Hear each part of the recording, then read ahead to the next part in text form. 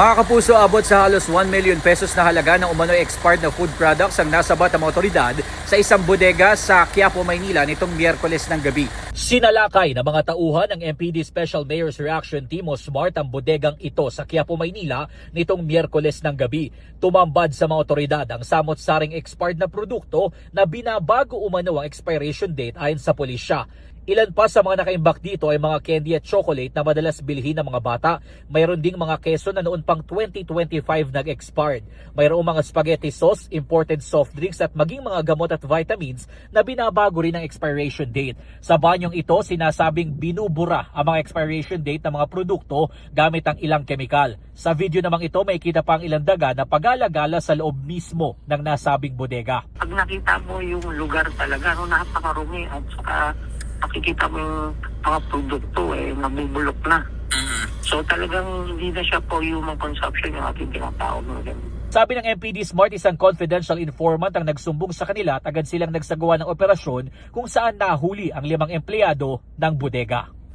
Ay, yung dalawang babae, tumalabas na sila yung mga nagtitinda, yung mga tindera lang sila. At yung mga lalaki, yung dalawa doon mga sinasabing kargador. At yung isa, yung tiga-bura at siya rin yung tiga-tamper yung mga produktong sinasabi natin na mga expired na. Tinatayang aabot sa 1 million pesos na halaga ng umano'y expired na food products ang nasabat sa operasyon. Nakuha rin sa loob ng bodega ang 3 portable printer na ginagamit para mabago ang expiration date.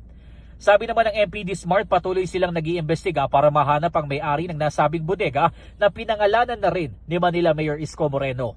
We'll make sure na may gobyerno sa Maynila. And it's a matter of time. So, sa pamilya ni Marivic Jaime, isuko nyo na yung nanay ninyo. Okay, sa monte. Bago pa mahuli ang lahat.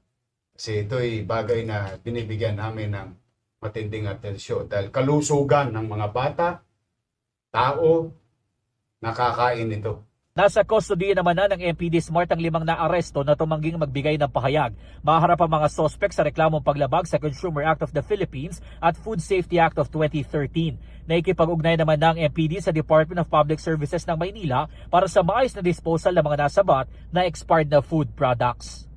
Ako po si Jomer Apresto para sa GMA News.